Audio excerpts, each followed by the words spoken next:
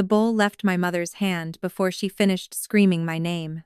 Scalding soup struck my right cheek, flooded my jaw, and ran beneath the collar of my blouse. My chair slammed backward as I tried to stand. My phone was still glowing beside my plate. Civic Mark Assessments appoints Claire Whitmore, 28, as its new CEO.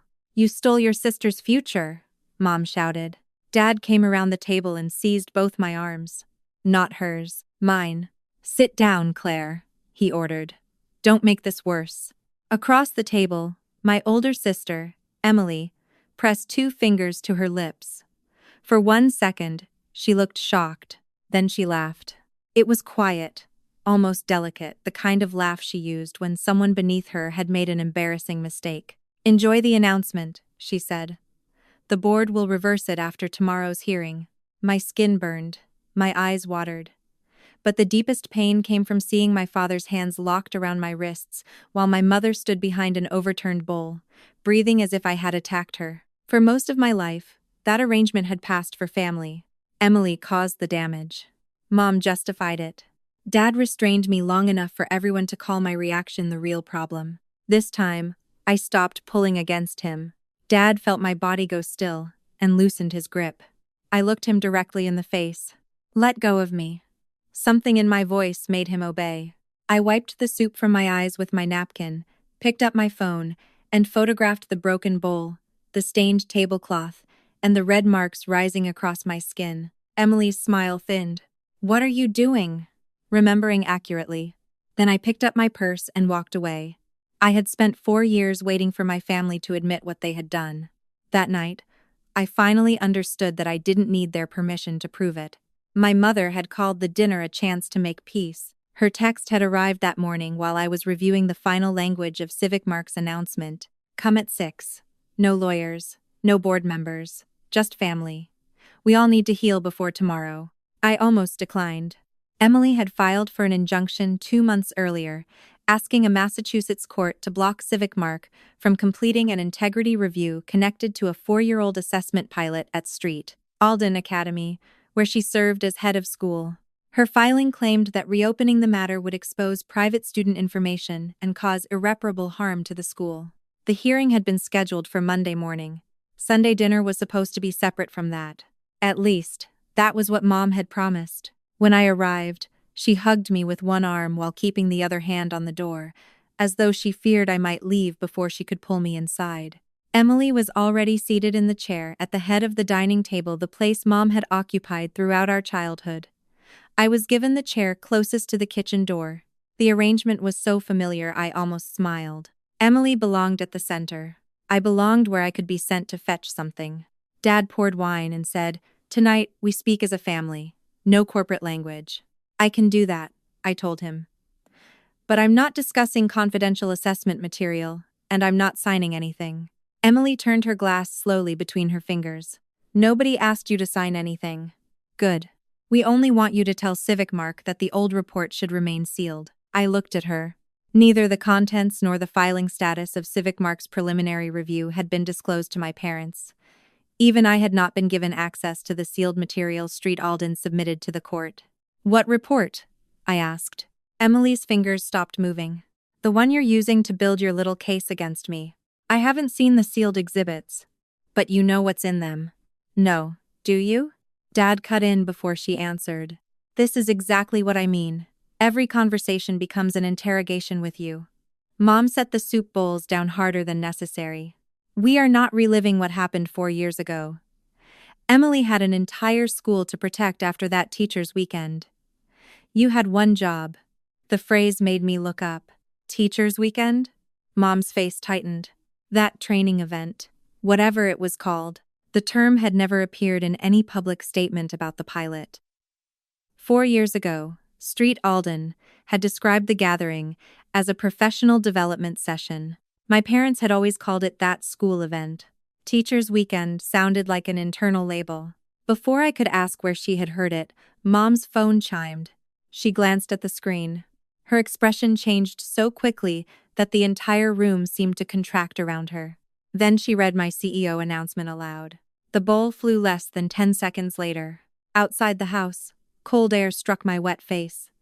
I made it as far as my car before my hands began shaking. I wanted to tell myself it was the temperature.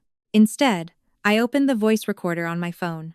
This is Claire Whitmore. Sunday, 6:43 p.m. I am parked outside my parents' home.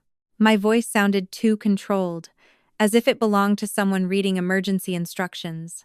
I recorded the seating arrangement, the words each person had used, Emily's reference to the sealed report, Mom's phrase, teacher's weekend, the announcement, the bowl, Dad's hands around my wrists, Emily saying the board would reverse my appointment after the hearing. I did not describe what I thought they intended. I documented what I had seen and heard. Facts first, interpretation later. That rule had rebuilt my career after my family nearly destroyed it. I took several photographs of my face, then went back to the side entrance long enough to use the downstairs bathroom. I held my cheek beneath cool running water and removed the soup-soaked scarf from my neck. Nobody came to check on me. Through the door, I heard Mom crying. Dad said, "She always takes things too far." Emily answered too softly for me to make out the words. I left without trying to hear more. At the urgent care clinic, a medical assistant asked how the burn had happened. My mother threw a bowl of hot soup at me. The woman's hands paused above the keyboard. Was it accidental? No. Saying it aloud felt worse than the burn. For years, I had softened every sentence about my family. Mom became emotional. Dad tried to keep the peace. Emily had a lot of pressure on her. I had made a difficult situation worse by refusing to let it go. That language had protected everyone, except me. The clinician examined my eye, documented the redness and superficial burn along my cheek and neck, applied a thin dressing, and gave me written care instructions. She told me to return immediately if my vision changed or the blistering worsened.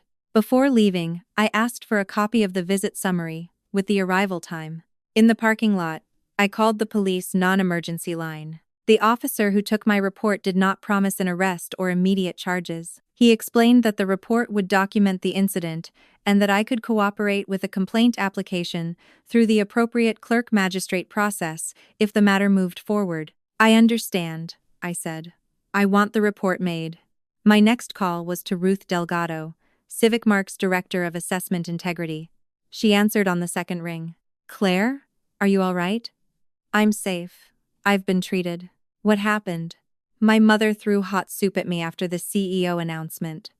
My father restrained my arms. Emily was present." Ruth went silent for a beat. "I'm not asking you to do anything with that information yet," I continued. "The assault stays separate from the assessment review. I don't want anyone implying that a family incident is proof of professional misconduct. What do you need me to preserve?" That was why I had called Ruth. She did not tell me to ruin Emily. She did not tell me to forgive her. She asked what the institution needed protected. "The distribution index for the Street Alden pilot," I said. "The list of sealed exhibits submitted to the court, without opening anything outside your authority. And every preservation notice connected to tomorrow's hearing. I'll log the request and copy the audit committee chair." "Thank you." "There's something you should know," Ruth said. "I reviewed the top-level distribution index Friday. Street Alden received one physical pilot package. One package ID. One courier delivery. 4 years ago, my parents had repeated the same accusation until it began to sound like a memory. I had carelessly allowed confidential material to circulate throughout Emily's school. One package meant the original chain had a single physical starting point. "Who signed for it?" I asked. "The receipt is inside the sealed exhibit. I'm not authorized to tell you before the hearing." That's the correct answer. After we ended the call, 3 messages from my family waited on my phone. Dad wrote first. "Your mother was frightened by the way you stood up." She reacted. "Don't turn one bad moment into another attack on this family." Mom followed. "I hope humiliating your sister was worth hurting me." Emily's message arrived last. "Withdraw the review before court. If you don't, the board will learn why you left Civic Mark the first time." I took screenshots and uploaded them with my photographs, voice memo, medical summary, and report number to a secure folder. Then I sent one response to all 3 of them. "I am safe and have received medical care. Because of tonight's incident, all future communication with me must be in writing. Do not come to my home or workplace. I will not discuss the court matter outside authorized proceedings. Mom called 11 seconds later. I let it ring. Dad called next. I declined it. Emily did not call. She sent one more text. You are proving everything I've said about you. I saved that one too.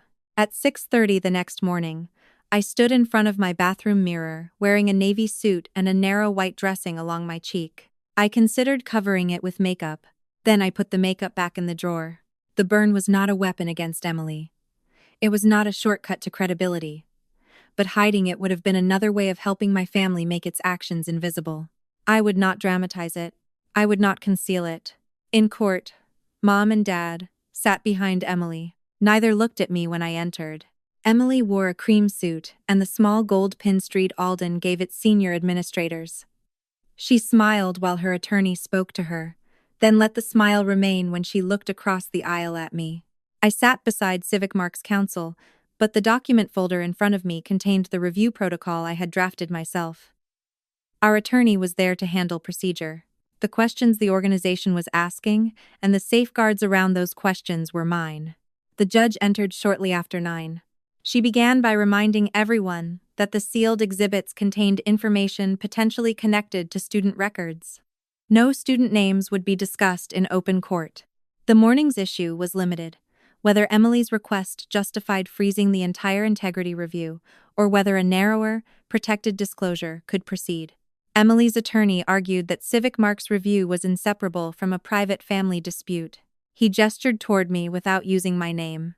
The organization's newly announced CEO is the younger sister of Street Alden's head of school. She has a personal history with this matter and an obvious motive to reinterpret events that occurred 4 years ago.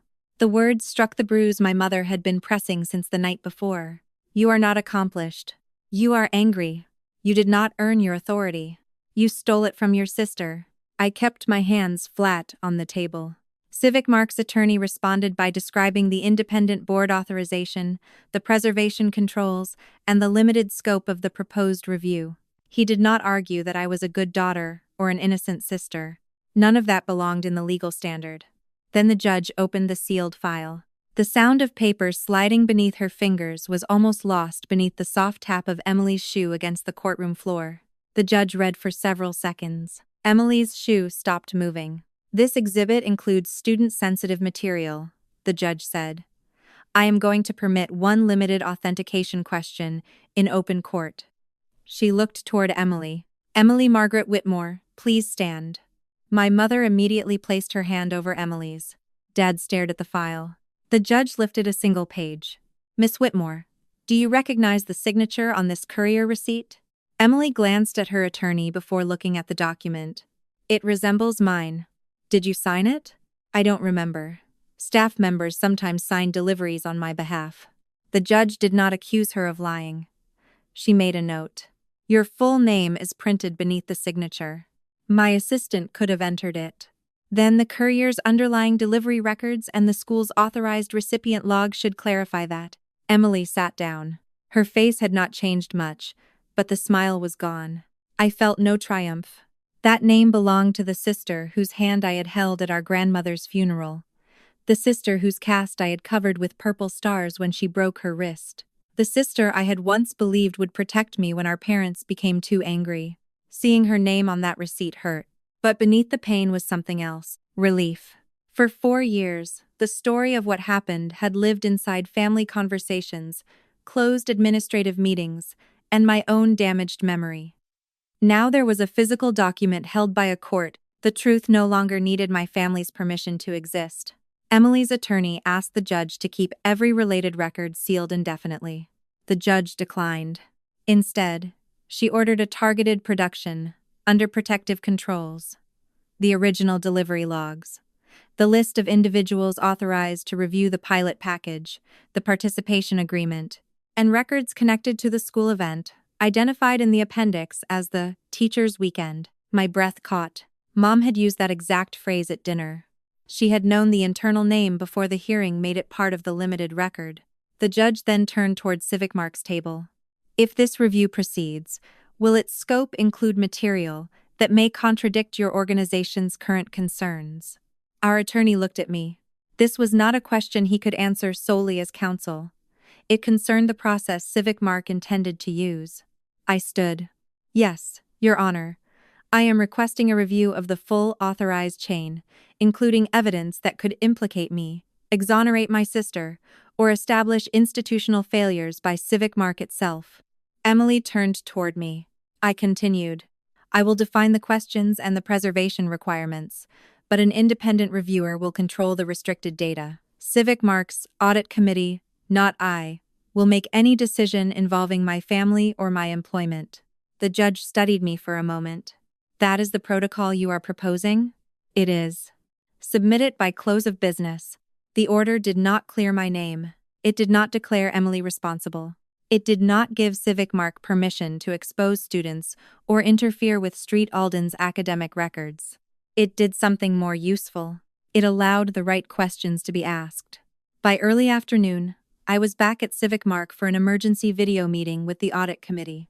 One board member asked whether I could separate professional judgment from what had happened at my parents' house. I can't erase the conflict, I said. I can make it visible and prevent myself from controlling the answer. I shared the protocol on screen. Original files would remain read-only. Every extraction would be logged and hashed. Student identifiers would be separated from the decision set. An independent reviewer would receive the raw data. I would be allowed to frame investigative questions because assessment security was my field, but I would not determine disciplinary findings or actions related to Emily. The audit committee chair read the final page twice.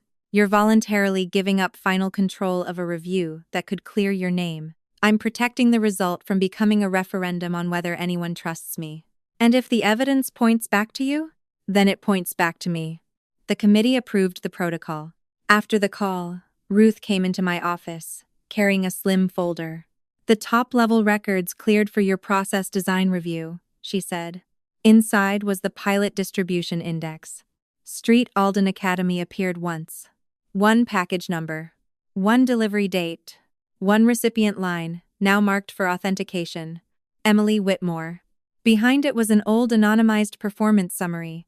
I was not looking for proof of guilt. I only needed to identify the questions the independent reviewer should test. Most of the response patterns looked ordinary. Then I reached item 47. At Street Alden, nearly 2/3 of the participating students had selected answer C.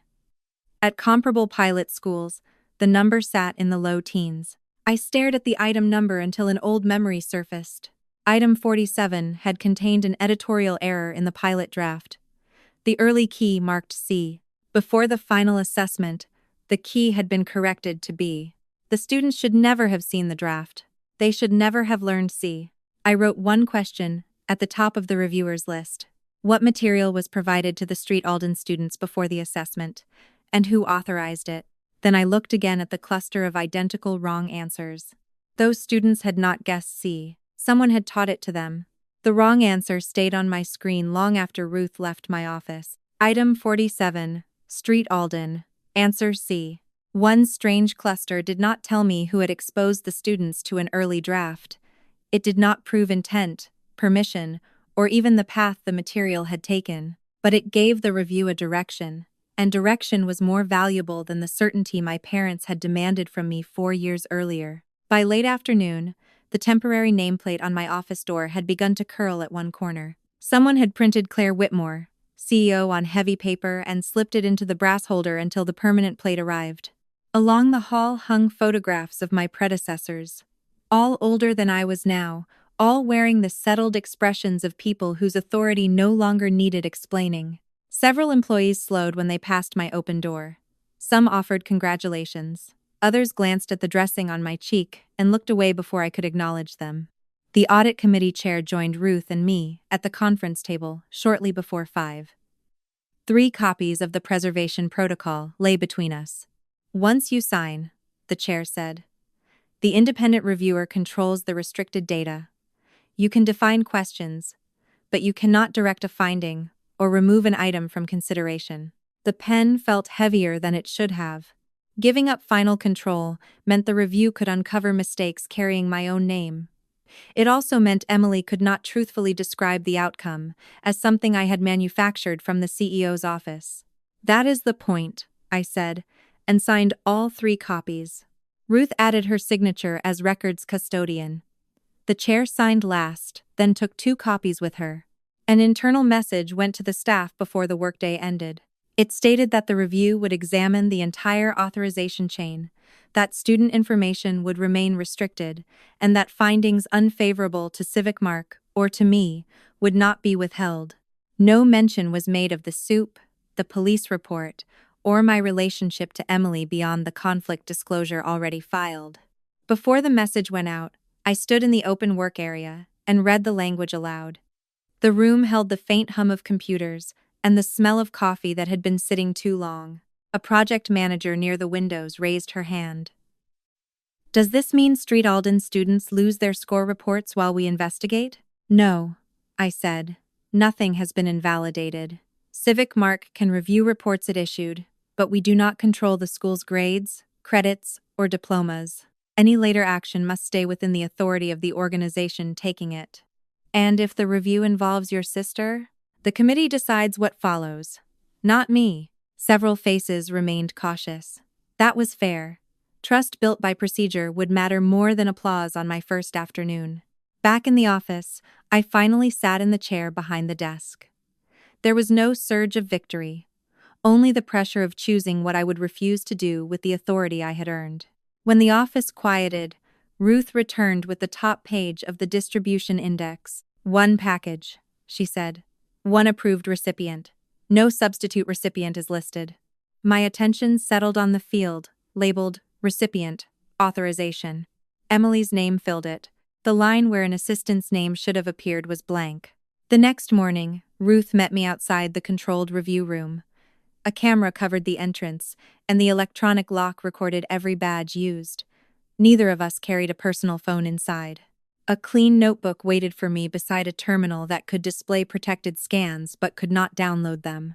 Ruth authenticated the session and opened the original courier record under the committee's authorization. Emily's signature appeared at the bottom, followed by the time of delivery on a Friday evening. Above it was the destination address. I read the street twice. "That's my parents' house." Ruth leaned closer without touching the screen. "Not Street Alden?" "No. They've lived there for 23 years. The courier notes showed that the school had requested an after-hours alternate delivery. Emily was the named recipient. No assistant, office manager, or second reviewer appeared anywhere in the authorization field. For 4 years, the story had been that confidential material passed carelessly across my desk and somehow reached the school. Yet the package had never been delivered to my desk, my apartment, or Civic Mark's liaison office. It had gone to the house where my mother served Sunday dinner. Ruth opened a separate attendance record from an assessment security conference in Providence. My badge had registered at an afternoon session and again at an evening panel on the same Friday. A hotel folio placed me there overnight.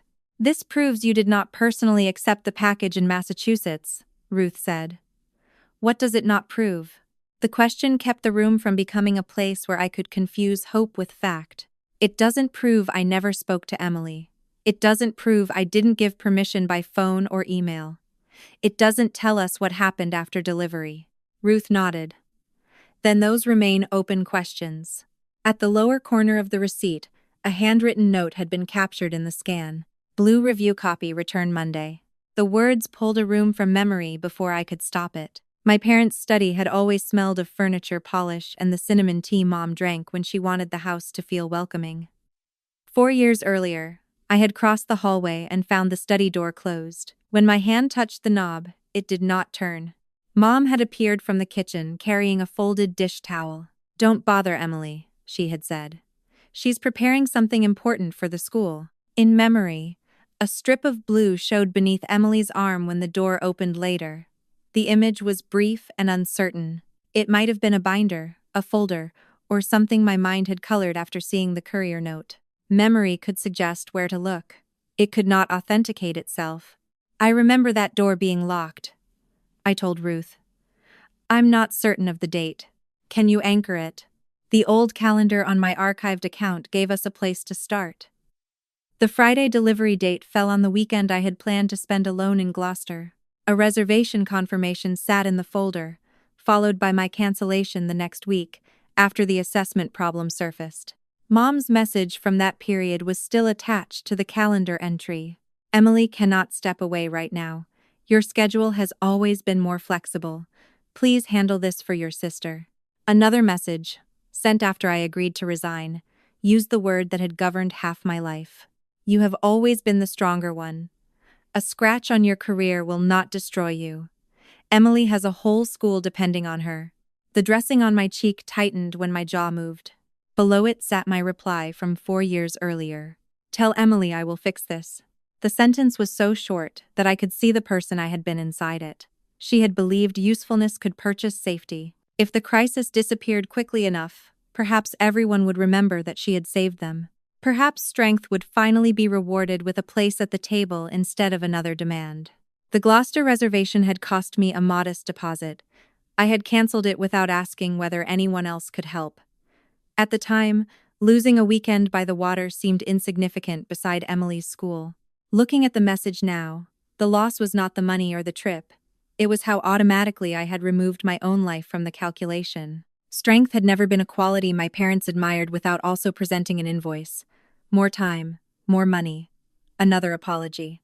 A damaged reputation I was expected to survive, because survival came easily enough for everyone else to demand it. That realization did not prove who had used the pilot. It changed what I was willing to dismiss. Poor. The next authorized scan was a room reservation for the teacher's weekend. The requester was Joanna Bell. Joanna had coordinated academic programs at Street Alden during the pilot and had since become director of faculty development. Her account appeared on the room booking, the staffing request, and a print order for 240 handouts. Her name appeared more often than Emily's. For several hours, she looked like the easiest answer. The independent reviewer scheduled a recorded interview for Thursday. Because of my conflict, my participation was limited to questions about CivicMark's authorization process. Ruth remained beside me, and the reviewer controlled the interview. Joanna appeared on the screen from a small conference room at Street Alden. She wore reading glasses on a chain and kept one hand wrapped around a paper cup. The reviewer asked whether she had organized the weekend event. Yes, Joanna said. I reserved the rooms, contacted the teachers, arranged the meals, and submitted the print request. Did you create the instructional content? No. The master pages came in envelopes Dr. Whitmore brought to the office. The reviewer asked who had told her the material was approved for student use. Dr. Whitmore said Claire had cleared it. Hearing my name in Joanna's mouth made my fingers press into the edge of the notebook. Did you receive that approval from me? I asked. Not directly. Did you receive an email, authorization form, or participation amendment from CivicMark? Joanna lowered her cup. No. The pilot agreement named specific reviewers and prohibited student use. Did you read it? I saw the participation summary. I assumed the necessary approval had been handled above me. Above you does not mean outside your responsibility. Her gaze dropped toward the table. No dramatic confession followed. Joanna had been given a convenient assurance by someone with more authority, and she had chosen not to test it. The program produced impressive results. Those results helped her department. Her silence had been useful to her. That made her responsible. It did not make her the person who first controlled the package. The records supporting her account had not survived through luck. Street Alden's board policy required event materials connected to accreditation and institutional self-study to be retained for 7 years. The room request, budget approval, print log, and event record were still inside that archive. Temporary drafts outside the official repository had expired under the normal schedule and would not be treated as evidence. The reviewer displayed the print log. Joanna's account had ordered 240 copies. Was every version distributed? I asked. No, she said. One handout was collected before the second session. Why? Her thumb moved against the paper cup. Someone said the answers didn't match the newer version. The reviewer paused the recording after Joanna left the call. Her account touched every operational step, he said. The school board may decide that is enough to center the review on her. Then the review needs to distinguish access, instruction, execution, and benefit, I said. Joanna placed the order and failed to verify authorization. Record that. But do not call her the source unless the records show she controlled the original package or selected the content. Ruth tapped the print log. So Joanna stays inside the chain. Yes, she does not become a convenient end to it. That decision kept an employee with less power from absorbing every consequence. It also removed the easiest path to a quick public answer. The review would take longer, and each additional day gave Emily more time to attack my credibility. By Friday morning, my written contact boundary had forced my parents to use words they could not later reshape across a dinner table. Dad sent an email with the subject line, "Think about the teachers." He wrote that reopening the pilot could cost innocent employees their jobs, damage student applications, and undo years of work. The last paragraph asked whether clearing my name was worth harming hundreds of people. Mom's message was shorter. Once again, you care more about being right than having a family. An old reflex urged me to explain the privacy controls, the independent reviewer, and the limits of CivicMark's authority. A draft grew to 6 paragraphs before I stopped. They had not asked how students would be protected. They had asked me to feel guilty enough to stop looking. The draft went into the trash. My reply contained 2 questions. Did either of you see the blue pilot package at your house? Who brought it there? Dad did not answer. Mom responded 12 minutes later. Nothing left that room without Emily knowing about it, so stop pretending you've discovered some conspiracy. No denial of the package. No question about what blue item I meant. Only a statement that Emily controlled what left the study. I exported the message thread with its timestamp and identifier, then saved it through the review's evidence intake instead of forwarding it to myself. 7 minutes later, the message changed to, "This message was deleted on my phone." The preserved export remained. For the first time, the written boundary felt like more than protection from another confrontation. It denied my parents their usual escape route. No one could change the wording halfway through an argument or insist I had misunderstood their tone. Still, part of me searched for the gentlest explanation. Maybe Mom had seen the package only after the event. Maybe Dad had believed Emily because I had not been present to correct her. Maybe everyone had made separate, frightened choices that looked coordinated only when placed in one folder. That possibility survived until Ruth entered my office near the end of the day with a public Street Alden newsletter on her tablet. "This was included in the school's accreditation archive," she said. It was also distributed to donors after the assessment. The article carried Emily's photograph above a column written in the first person.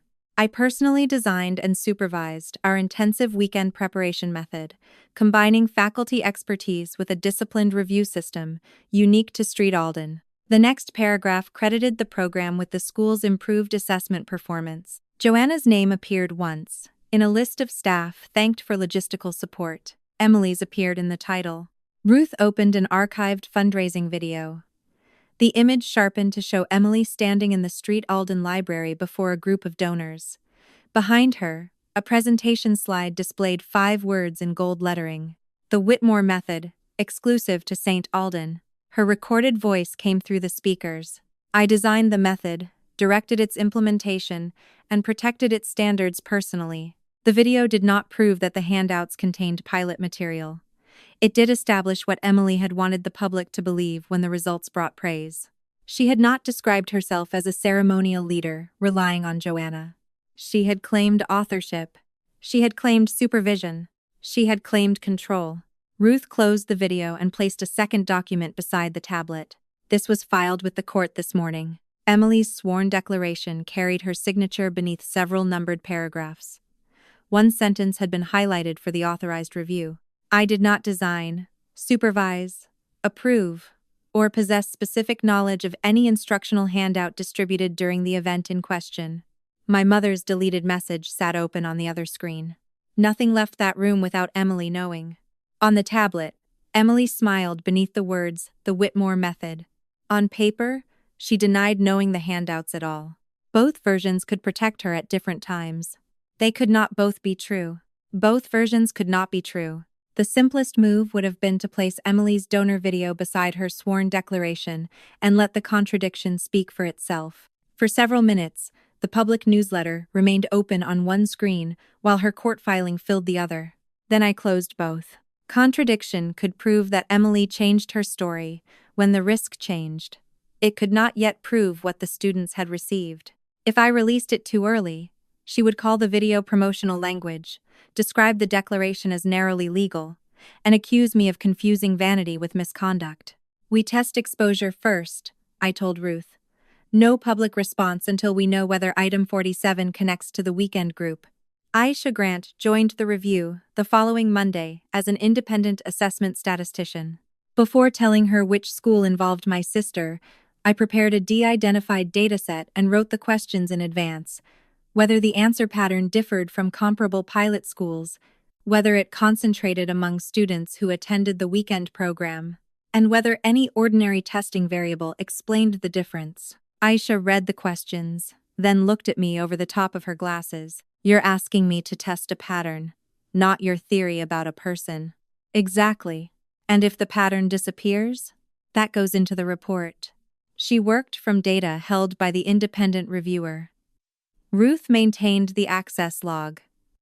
My role was limited to explaining how pilot versions and final keys were structured. The first results arrived late the next day. Among Street Alden students who had not attended the weekend program, answer C appeared at roughly the same rate as it did at comparable schools.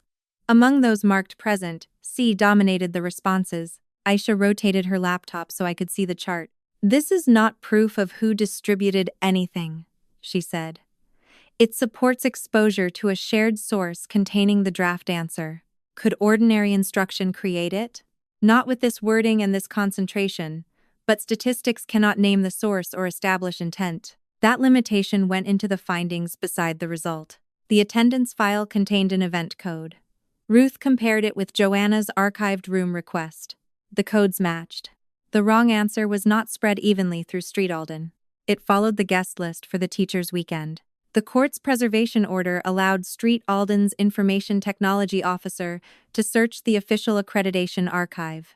He joined us by recorded video and shared a read-only view of the repository. Nothing came from a forgotten personal laptop or a suddenly discovered thumb drive. The school's board policy required assessment and self-study materials to remain in the archive for 7 years.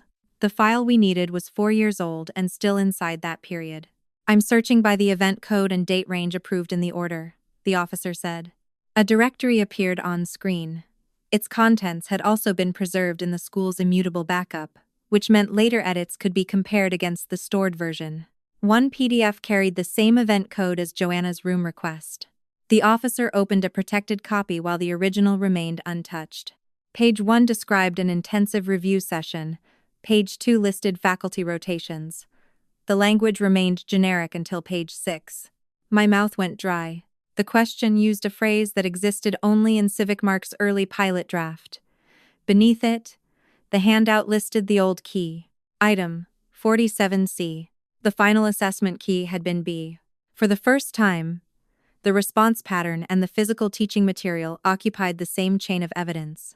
Students in the weekend group had received a handout containing language and an answer that should never have left the restricted pilot. The officer displayed the file history.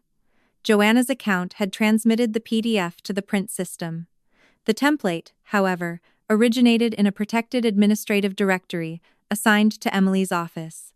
That did not prove whose hands had typed each line. It did narrow who could create or authorize a document from that location. Preserve the native file, the metadata, and the backup comparison, I said. Create a redacted working copy for the decision set. Do not send either version to my laptop. Ruth recorded the instruction. The officer then read the file name aloud. E.W. Signature method final. Initials were not authorship. A directory was not intent. Yet the name fit too neatly beside the slide Emily had stood beneath when the results were still something she wanted to own. That evening, I sent Mom one neutral question through the written channel. Where was the pilot package kept after delivery? Her answer arrived before I had finished reheating dinner. The blue booklet never left the study until Sunday morning, so stop dragging me into something I had no part in. The color was not new. My earlier message had mentioned a blue package. The form, location, and Sunday timeline were. Nothing in my question called it a booklet. Nothing mentioned the study. Nothing asked when it left. Mom had supplied all 3 details while insisting she knew nothing. The microwave continued turning behind me, casting a pale circle of light across the kitchen. 4 years earlier, I had interpreted her certainty as the confidence of a mother defending her older daughter. Now the details placed her near the package before the weekend event began. I saved the email through the evidence channel, then wrote one sentence back. Please preserve any messages or documents related to the booklet, the study, or that weekend. No argument, no accusation, no opening for her to turn the question into a test of loyalty. Dad emailed 20 minutes later. Meet me alone. There are things your mother does not know. My hand hovered above the keyboard. The old version of me would have chosen a quiet restaurant, listened without notes, then carried whatever he said as another secret I was expected to protect. That arrangement had ended. I will not meet privately. You may respond in writing, or join a recorded video call with Ruth present as a neutral record keeper. He replied with a single line. Fine. Tomorrow at 6. Dad appeared on screen from his home office the next evening. The shelves behind him held the same legal pads and tax binders that had been there when I was a child. Ruth stated the date, confirmed that everyone consented to the recording, and explained that she would not ask questions unless clarification was needed. This is not testimony for the court, Dad said. It is a recorded factual interview, I answered. You can stop at any time. He removed his glasses and set them beside the keyboard. Emily brought a blue package into the house that Friday. The admission sounded smaller than the years built around it. Did you ask what it was? She said it was review material. Did you ask whether she was allowed to have it? His eyes shifted toward something beyond the camera. Yes. What did she say? That you had handled the procedural part. No email from me, authorized student use. No amendment changed the pilot terms. Dad had never seen either one. Did you ask me? Not then. Why not? He put his glasses back on, though he did not look at the screen. Your mother said not to interfere with an opportunity for the school. What opportunity? Emily believed the program would establish her leadership model. The Whitmore method had a name before the students ever sat for the assessment. Dad continued before I could ask another question. After the results caused concern, the board needed minutes, showing that the materials were believed to be authorized. I helped with the wording. What wording? He opened a document on his desk and read from it.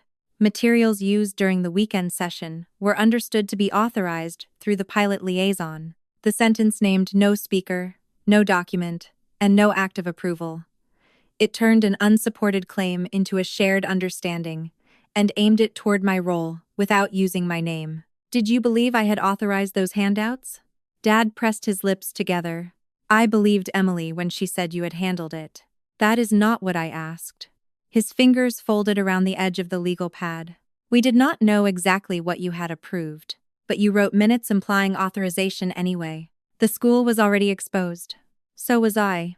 For several seconds, only the faint ventilation hum from Ruth's office moved through my headphones. Dad exhaled and lowered his voice. You were 24. You could find another position. Emily was 40, with an entire school and a professional reputation. If her name became attached to a security breach, everything she had built could disappear. There it was. Not confusion. Not a parent making the best decision with incomplete facts. A calculation. You did not decide I was responsible, I said. You decided I was more replaceable. That is not how we saw it. Then explain the difference. He rubbed the bridge of his nose. You always recover, Claire. Even as a child, you were the one who landed on your feet. The compliment carried the same hidden demand as Mom's old message. Because I could survive the wound, they had treated that as permission to inflict it. Dad asked whether I could write the summary in a way that made clear he had relied on Emily's assurances. Ruth will send the transcript, I said. You may correct transcription errors. I will not rewrite what you chose to say. This could destroy your mother. You are responsible for deciding what facts you confirm. I am no longer responsible for making those facts painless. The call ended without an apology. The next afternoon, Dad confirmed by email that the transcript accurately reflected his words. He added that he disagreed with any suggestion that the minutes were intended to mislead. I preserved both the confirmation and the qualification. His cooperation did not repair anything. It merely ended the last explanation that had allowed me to believe my parents had acted from ignorance. Joanna's second interview took place after the metadata review. This time, the independent reviewer displayed the template path and the print transmission beside her original answers. Dr. Whitmore gave me the template, Joanna said. She told me Claire had cleared it for use. Did you see CivicMark's pilot logo? I asked. Yes. Did that concern you? It should have. Did it at the time? Joanna looked directly into the camera. Not enough to make me stop. The program was working. Everyone wanted the results. Her answer did not erase her responsibility. She had seen a warning sign, accepted an assurance that benefited her department, and sent the file to print without verification. At my direction, the review separated her conduct from Emily's. Joanna would face a recommendation for discipline based on what she had done. She would not be labeled the original source without proof. Through the official intake channel, she provided an agenda and a group of invoices she had retained with the event records. One charge covered filming and editing. The description read, Whitmore Method Donor Preview. The date fell before Street Alden publicly announced its improved results. Emily had not waited for the program to become a success before building a stage around it. Over the next 2 days, Ruth and I placed the permitted public records into chronological order. First came the weekend event, then the improved results, then the donor preview, a feature article, and paid speaking engagements presenting Emily as the architect of a distinctive academic model. A leadership search announcement from the following year listed her among the finalists for a nonprofit executive position. The biography praised the Whitmore method as evidence of her ability to produce measurable institutional gains. No record showed her stealing money from Street Alden or accepting a secret payoff. The benefit was more ordinary and more credible. Better results became praise. Praise became invitations, speaking fees, influence, and access to larger positions. Joanna had done much of the operational labor. Teachers had delivered the sessions. Students had carried the risk. Emily had placed her name on the method. Aisha tapped one line in the donor deck. Read this beside the declaration. The slide quoted Emily in large type. I designed, directed, and protected every element of the method. Her court filing said she had no operational control. The contradiction was no longer floating between two statements. It sat beside a delivery receipt, a protected directory, a handout, an attendance group, and a financial record showing the program had been packaged for donors. My phone lit with a news alert before we finished the timeline. Emily had issued a public statement through Street Alden. She called the review a revenge campaign led by the younger sister who has just taken the leadership position that was always meant to be mine. The statement never mentioned the handout, the courier receipt, or item 47. Instead, it warned that releasing old student records could damage college applications, threaten faculty jobs, and jeopardize the school's accreditation. Aisha read the statement on my screen. If the raw pattern becomes public, she said, people will call those students cheaters. The data cannot tell us which students understood where the material came from.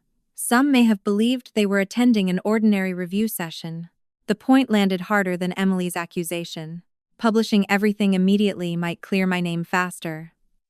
It could also place suspicion on students who had trusted their teachers, and on staff members who had never seen the blue booklet. Ruth looked at the evidence timeline covering the conference table. What are you trying to produce now? She asked. A report that wins the argument, or a process that repairs what happened? Only I could decide what CivicMark would ask the independent review to build. For 4 years, my goal had been simple. Prove that I had not authorized the material. Each new document brought that goal closer. Yet a report designed only to clear me would leave the students, score reports, and institutional failures for someone else to absorb. That was the same logic my parents had used. Protect one valuable person. push the remaining cost downward. I opened the review charter and added a second body of work. Alongside responsibility findings, the team would evaluate protected revalidation, notice to affected students, and remedies that did not assume knowing misconduct by every participant. The audit committee would approve the final scope, but the choice to place repair beside accountability was mine. We do both, I said. We prove what happened, and we stop innocent people from paying for it. The change would delay the report. Emily would have more time to describe restraint as weakness and caution as concealment. I accepted that cost. Before leaving, I sent my parents a final boundary in writing. Future contact must be limited to factual information about the package, the weekend event, or the resulting records. I will not respond to arguments about my duties as a daughter or sister. No one replied. The following morning, CivicMark received Emily's motion, asking the court to expand the injunction and stop the review entirely. Her accompanying statement claimed that any action against her could cause Street Alden to lose accreditation and collapse. She had turned her job into the school into its students, and the students into a shield. Then she dared me to move. Emily moved before sunrise. By the time I reached CivicMark, every television in the reception area carried the same interview. She stood in Street Alden's library with shelves behind her and students crossing the background in uniforms. Their faces had been filmed for the broadcast, turning an institutional dispute into something viewers could picture happening to their own children. Hundreds of students could lose results because of a private grievance between sisters, Emily told the reporter. My program has served this school for years, and I will not allow a new executive to weaponize her position against our community. The reporter asked about the handout containing the draft answer. Emily's expression barely shifted. We are discussing a teacher-created handout from 4 years ago. I had no role in selecting its individual content. My program when the results brought praise. A teacher-created handout when the evidence brought risk. The interview never mentioned that student names would be removed from any public report. It did not explain that CivicMark lacked authority to cancel Street Alden grades or diplomas. Before the segment ended, Emily warned that faculty could lose jobs and the school could lose accreditation if I continued. Ruth lowered the volume. 3 donors sent notices this morning, she said. They are pausing decisions until the school provides a continuity plan. The audit committee chair entered carrying a printed message from the board. No personal interviews, she told me. No response through your private accounts. Any statement must be approved through the committee. My first instinct was to put the delivery receipt, item 47, and the donor video on the screen Emily had just used. The documents were already preserved. The contradiction was visible, but an angry response would let her replace the question of what she had done with the question of whether I was stable enough to lead. How long do I have? 72 hours, the chair said. Show us that the review can protect people who were not responsible. Otherwise, the board will reconsider your role during the investigation. The temporary nameplate on my door had stopped curling only because someone had replaced the paper. Now the chair behind it had become conditional again. At the emergency board meeting that afternoon, one member recommended placing me on leave until the court matter ended. The conflict is becoming the story, he said. Even a careful decision may look retaliatory if Claire remains involved. Arguing that I deserved the job would not answer him. Neither would threatening to use the authority they were questioning. I placed the signed conflict protocol on the table. Judge my participation against the controls we approved, I said. The independent reviewer holds the restricted data. The audit committee controls findings involving me or Emily. Every access is logged. I have not asked to change any conclusion. Ruth opened the custody report. Claire has viewed only the redacted materials authorized for process design, she said. No raw student identifiers have been accessed through her account. The board member turned back to me. What are you asking to retain? The authority to design a remedy. The committee can approve it, and someone without a Whitmore name can supervise implementation with Street Alden. You may build the solution and still lose this position. Then the solution should be strong enough to survive me. No one applauded. I had not expected them to. The committee allowed me to proceed through the deadline, subject to a vote before anything reached the school board. Ruth handed me Street Alden's current contingency proposal after the meeting.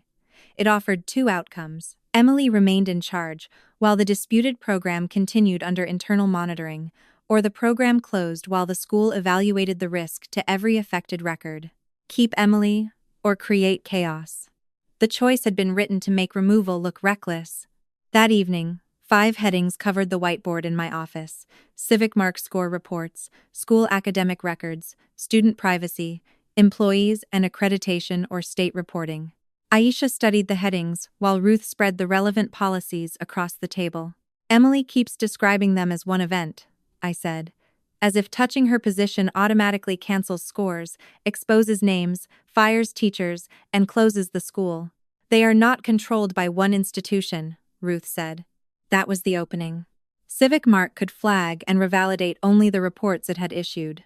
Street Alden controlled course grades, credits, staffing, and daily operations.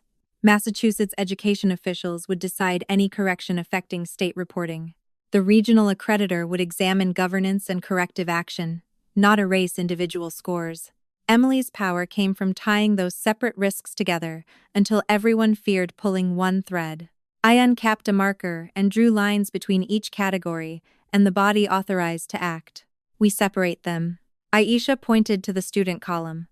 Some students may need another assessment. Then it is free, scheduled around their current obligations, and carries no disciplinary notation unless separate evidence proves knowing misconduct. Ruth tapped the employee column. Street Alden will say it cannot remove leadership during the school year.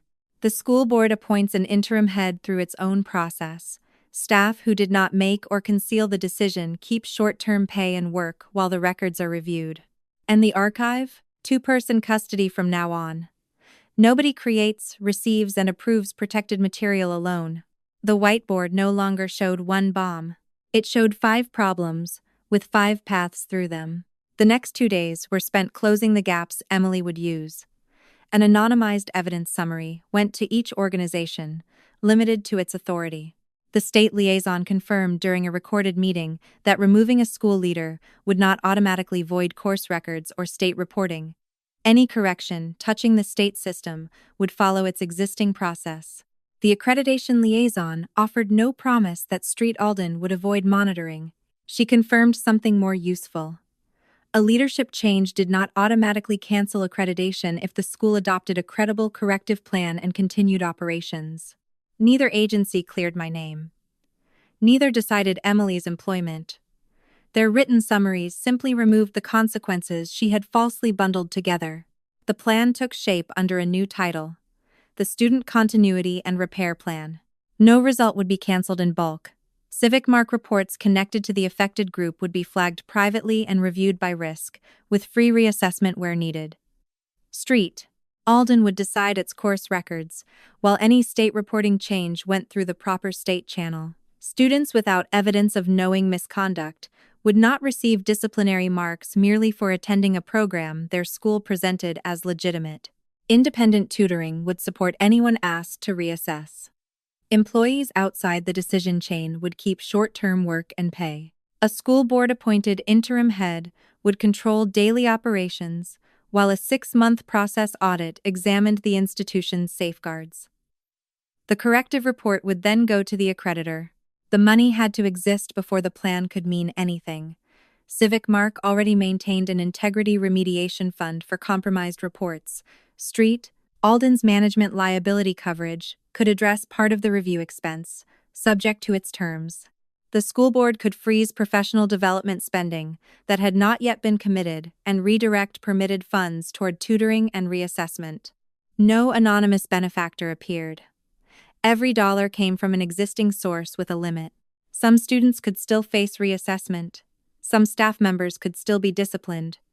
The school could still enter corrective monitoring. The plan promised continuity, not immunity. When the audit committee reconvened, each member received the authority map, the preliminary budget, and a timetable that began with protected notices rather than a press release. One member turned to the estimated costs. What happens if the school's insurer disputes coverage? The first phase still proceeds through Civic Mark's existing remediation fund and the school's frozen training budget, I said. Later services would be reduced to the funded level or approved separately. We do not promise resources we do not control. Another member pointed to the reassessment section. Are you assuming the students were innocent? No. I am refusing to assume they were guilty as a group. Individual discipline requires individual evidence. The member who had recommended my leave studied the implementation page. You will not supervise Street Alden. No. The school board selects its interim leader. A committee appointee monitors civic marks part. I remain responsible for whether this design works, but I do not control every decision inside it. Sharing implementation authority meant another person could expose a weakness in my work. It also meant the plan did not depend on anyone trusting a Whitmore to police another Whitmore. The committee approved the proposal for submission to Street Alden. My position remained subject to review after the court hearing. Approval gave me a path forward. It did not remove the price waiting at home. Shortly after the committee vote, Emily requested a recorded settlement call. Ruth attended as process witness. Mom and Dad appeared beside my sister on the screen, seated in the study where the blue booklet had once been locked away. Emily spoke first. I will withdraw the request to stop the review if you resign as CEO, and sign a statement that the disclosure cannot be attributed to any individual. The evidence does not support that statement. Then use different wording. No. Mom leaned toward the camera. You will also withdraw the complaint over dinner. It was an accident inside our home, not something to drag through a court. The faint mark along my cheek had begun to fade. The clinic record had not. You picked up the bowl and threw it at me. I was upset. That does not make it accidental. Dad lifted one hand as if the movement could settle us. Your own plan proves you can find another path whenever you need one. You found another job 4 years ago. You can find another leadership position. Giving up this title would not cost you what Emily stands to lose. The same calculation had returned, wearing calmer language. My career was movable. My reputation was repairable. My pain was survivable. Therefore, it was available for use. You never needed me to be precise, I said. You needed me to absorb every consequence. Mom's face tightened. This is your last chance to keep your family. My position and the truth are not payment for belonging. If you continue this, you are no daughter of mine. The words reached the place in me they had been designed to reach. My fingers tightened around the edge of the desk, but I did not ask her to take them back. Then this conversation is over. I ended the call. The screen went dark before anyone could turn my boundary into another debate. For several minutes, the empty conference window remained open. Ruth stayed seated without offering a speech or telling me that Mom had not meant it.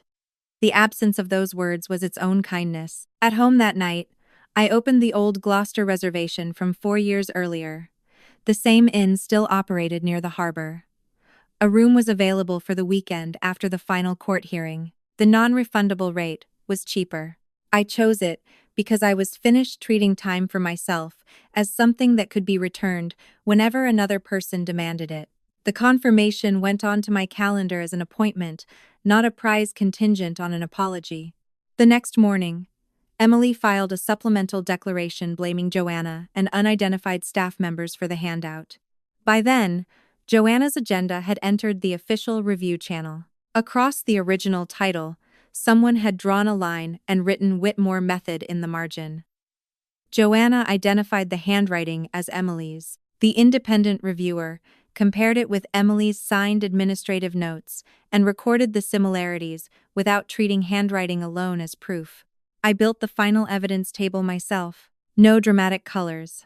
No accusations in oversized type. 5 columns recorded the date, Emily's statement, the action documented at that time, the source, and the narrowest conclusion the evidence could support. The chain began with her receipt of the package at my parents' house. It continued through the locked study, the template from her administrative directory, the approved room and print resources, the donor preview, her public claim of authorship, her sworn denial of operational control, and her attempt to place all responsibility on staff below her. Joanna confirmed the logistical steps and accepted that she had failed to verify authorization. Aisha confirmed that the response pattern supported exposure but did not identify a person. Ruth confirmed the custody of every file. Their statements supplied separate links. The arrangement of those links was mine. Several details never entered the presentation. Emily's private insults did not prove that she controlled the material. Mom's treatment of me as a child did not prove assessment exposure. Even the soup attack remained in its separate legal channel. Removing emotionally satisfying details made the record narrower. It also made it harder to escape. The Street Alden board agreed to convene a special session. Its notice stated that Emily would be permitted to respond after every other presentation. She would speak last. For most of my life, speaking last had been enough for her to define what everyone had heard. This time, the documents would remain on the screen after she stopped talking. The special session took place in Street Alden's assembly room. Board members sat at a long table beneath the school seal. Ruth and Aisha occupied seats behind me. Joanna sat with her representative several chairs away. Mom and Dad entered the observer section shortly before the meeting began. Neither looked toward me. Emily spoke with the confidence she used in donor videos. Removing a head of school in the middle of the academic year would destabilize students, employees, reporting obligations, and accreditation, she said. However anyone feels about me personally, the institution depends on continuity. When my turn came, I did not discuss the dinner or ask the board to judge our childhood. The first screen showed how Street Alden would open on Monday, under interim leadership. The next showed the confirmed funding sources, reassessment schedule, employee protections, and separate authority of Civic Mark, the school board, state officials, and the accreditor. Written liaison summaries confirmed that leadership removal did not automatically erase scores or accreditation. The student continuity and repair plan gave the board a way to protect the school without preserving Emily's control. Only then did I display the evidence table. Emily interrupted when the donor video appeared. That was promotional language. Joanna's department created the handouts. I placed her recorded words beside her declaration. On the left, Emily stood under the Whitmore method and said, "I designed the method, directed its implementation, and protected its standards personally." On the right, her sworn statement said, "I had no operational control." Both statements were made when each offered you a benefit, I said. The board must decide which version is supported by the documented actions between them. Joanna confirmed her role when questioned. Aisha stated the limits of the statistical conclusion. Ruth authenticated the records. No one asked them to choose the outcome. The board recessed, then returned to open session. The chair read the decision. The student continuity and repair plan was accepted for immediate implementation. Emily was placed on administrative leave. Her system access would be suspended, and an interim head would assume authority before the school opened Monday. Affected Civic Mark reports would remain under protected review rather than being canceled in bulk. The school would stay open. Emily would not run it. Mom rose from the observer section. "Please," she said to the board, "do not humiliate our family like this." Every face turned toward her, then toward me. The old reflex asked me to stand, calm her, and make her outburst easier for everyone else. I kept my seat. "Madam Chair," I said, "please continue the agenda." The chair did. Before I left the assembly room, a court notice arrived on my phone. The final hearing would examine the contradictory declarations and decide which portions of Civic Mark's redacted report could be released. Emily no longer had the school to hold hostage. She still had my name inside the public lie. The public lie followed me back into the same courtroom where Emily's signature had first appeared. This time, the dressing was gone from my cheek. A faint red mark remained beneath makeup, visible only when the overhead light caught it. Mom and Dad sat behind Emily again, but I did not turn to measure whether either of them looked at me. The final hearing concerned the injunction and the redacted report, not the soup attack and not Emily's employment. The judge said that, before testimony began, our attorneys addressed filing requirements, student privacy, and the scope of the requested disclosure. Then Civic Mark's counsel asked me to explain the evidence table and the protections I had designed. The screen beside the witness seat displayed 5 plain columns. "What conclusion did you instruct the review to reach?" Emily's attorney asked. "None," I said. "I defined questions, access controls, and the minimum evidence required to support each finding. The audit committee and independent reviewer controlled the conclusions. Yet the report clears you. The records show I did not receive the package, distribute the handout, or authorize student use. The report also records my decision 4 years ago not to escalate the false account through formal channels. So you admit responsibility for my silence, not for Emily's actions. When Emily spoke, she returned to the description she had used after losing her school access. I was the public face of the program, she said. Faculty members handled operational details. The judge looked down at the donor deck. You stated that you personally designed, directed, and protected every element. Promotional language is not a technical description. Your administrative approval records also show authorization of the room, staffing, printing, and donor preview. Emily said those approvals reflected ordinary executive oversight. The judge placed her sworn declaration beside the deck. Your declaration denies operational control. Your position today appears to be that you exercised sufficient control to claim authorship, but insufficient control to bear responsibility.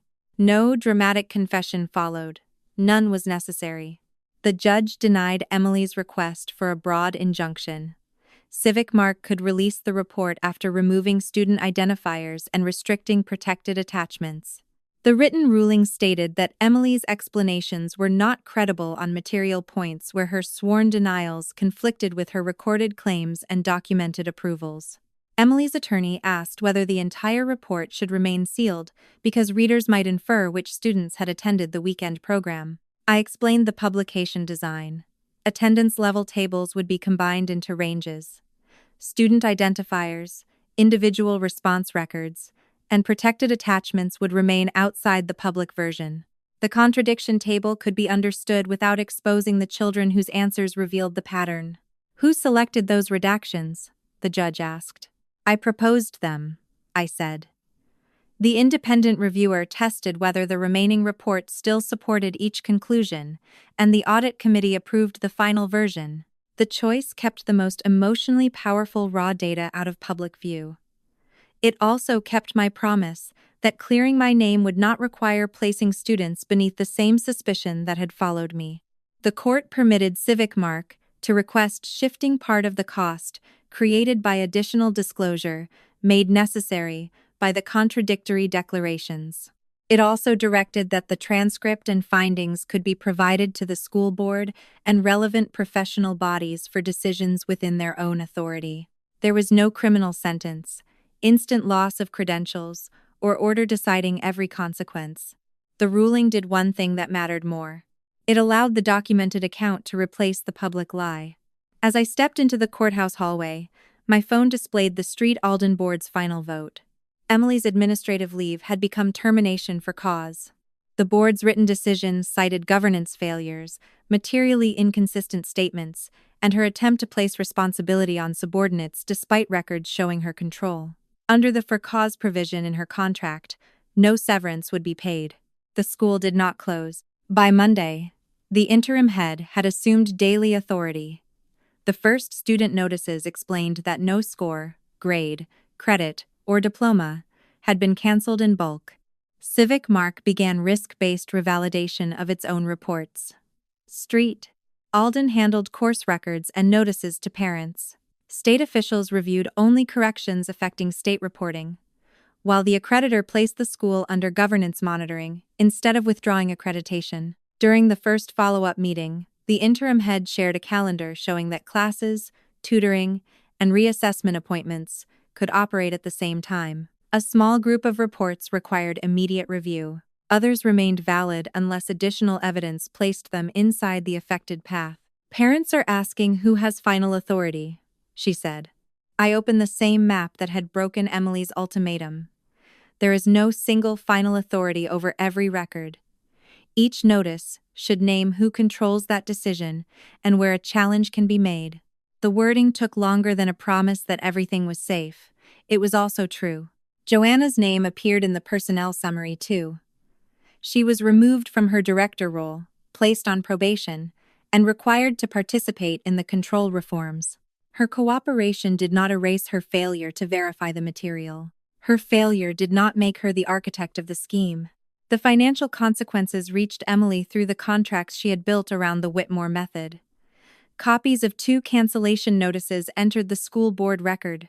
Both speaking organizations invoked credibility clauses after the court ruling and board findings. A professional association sent notice that it had opened its own review. No one took her house or emptied her accounts. She lost the salary, severance, speaking income, and professional access tied to the authority she had misused. Headlines changed within a day. The story was no longer described only as a fight between sisters over a leadership chair. Reporters began quoting the gap between Emily's claim of authorship and her denial of control. That correction should have felt complete. Instead, an envelope from Dad waited at Civic Mark.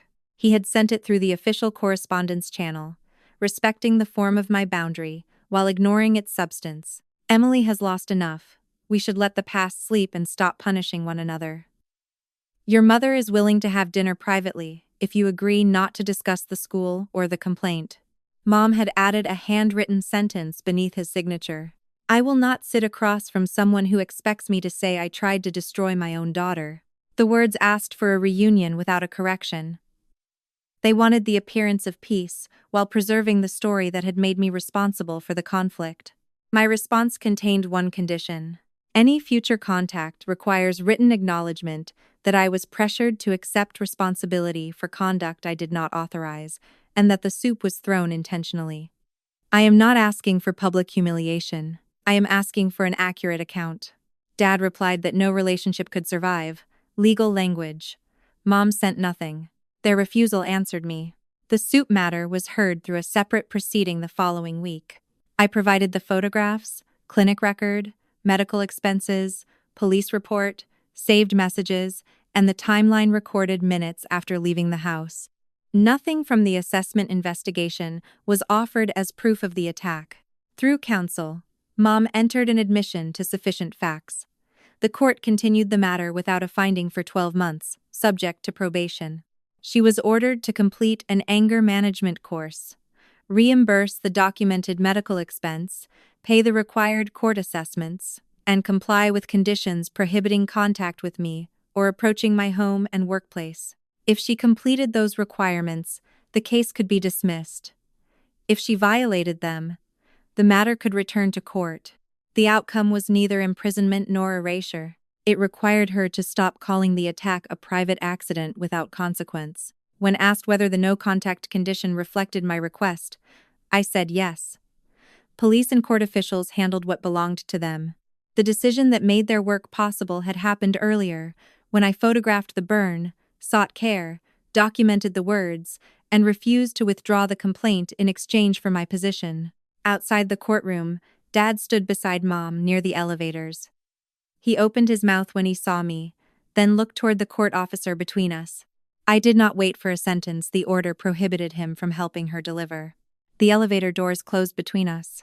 That evening, the recurring Whitmore Sunday dinner remained on my digital calendar. I had declined it for weeks without deleting the series.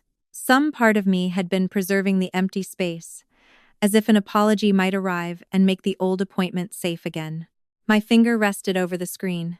Then I deleted the series. No contact would continue beyond the court term unless acknowledgement and sustained safe behavior gave me a reason to reconsider. A shared last name would not create that reason by itself. One task remained before the report could be published. The final conclusion sat on the conference table between the audit committee chair and me. It stated that I had not received, distributed, or authorized the pilot material. The next paragraph addressed what followed. 4 years earlier, I had accepted a quiet resignation rather than activating Civic Mark's escalation process. That choice did not cause the original disclosure, but it delayed correction of the record and allowed weak controls to survive. Ruth watched me read the paragraph again. You can ask the committee to remove your personal reflection from the control section, she said. The factual finding already clears you. The reflection stays. Accepting responsibility for my silence did not mean accepting Emily's guilt. It meant refusing to build my innocence by pretending I had made every choice well. The audit chair signed the factual findings. I signed the section covering lessons, escalation requirements, and new controls. No one person would receive protected pilot material without a second authorized custodian. Creation, receipt, and approval would be separated. Exceptions would require written documentation and audit review. Ruth placed a draft of the new custody form beside the report. 2 signature boxes waited at the bottom. The report went public that afternoon with student identities removed. For the first time in 4 years, anyone searching the matter could find a documented conclusion rather than a rumor shaped around my resignation. The public correction did not erase old search results or every conversation held behind closed doors. CivicMark updated my personnel record to show that the resignation had not followed a finding of misconduct. A copy of the court-approved report was attached to the corrected entry. That was enough. A record did not need to flatter me. It needed to stop repeating something untrue. I did not send the link to my parents. The following morning, makeup covered the last visible redness on my cheek. Standing before the bathroom mirror, I washed it away. The mark beneath had faded to a thin patch of pink. My out-of-office message was already scheduled. Ruth had operational authority through the weekend under our normal delegation rules. Still, my hand paused over the work phone before I shut it down. Years of being told that everything collapsed without my sacrifice had left its own kind of arrogance behind the belief that rest was safe only if I remained available to rescue everyone. I powered off the phone and put it in the glove compartment. The drive to Gloucester took me past gray water, weathered houses, and bare trees bent toward the coast. At the inn, the clerk handed me a brass key for the second-floor harbor room I had canceled 4 years earlier. No transformation waited behind the door. The room held a narrow bed, a chipped blue dresser, and a window facing fishing boats. Relief arrived beside grief rather than replacing it. No one with my last name knew where I was. For the first time, that felt more peaceful than lonely. The harbor wind pressed against my coat while I walked through a row of small shops. In one gallery window, a watercolor showed 3 boats, tied beneath a pale morning sky. It was not valuable, practical, or suitable for anyone's birthday. I bought it because I liked the way the artist had left part of the paper white around the water. The wrapped painting fit beneath my arm as I sat on a bench near the harbor. Guilt kept suggesting that an unused afternoon was wasteful. Nothing needed fixing. No one needed a report, an explanation, or a rescue. The feeling did not vanish. I stayed anyway. When the work phone came back on that evening, only 2 messages waited. Ruth had written, "Everything held." Aisha had written, "Enjoy the water." I answered neither until morning. A week later, the watercolor hung on my apartment wall instead of waiting inside a closet to become someone else's gift. At CivicMark, a new pilot package arrived under the revised protocol. 2 younger employees stood with Ruth and me inside the security room while the sealed parcel rested on the table. The sight of the blue-edged label brought back my parents' locked study, Emily's courier receipt, and the line where no second recipient had been named. This package would not depend on anyone's reputation. I checked the seal and matched the delivery code to the authorized record. Then I signed the first box without opening it. The clipboard moved across the table to Ruth. She performed the same check and signed the second box. Only after both signatures were recorded did the package enter the next controlled step. The younger employees watched the process rather than a leader asking to be trusted. When I left the security room, my permanent nameplate had finally been installed beside the office door. Claire Whitmore, Chief Executive Officer. I passed it without taking a photograph for Mom or wondering whether Emily would ever see it. At home, the harbor watercolor waited on a wall I had chosen. This time, my name stood beside a choice I had made, not the guilt they needed someone else to carry.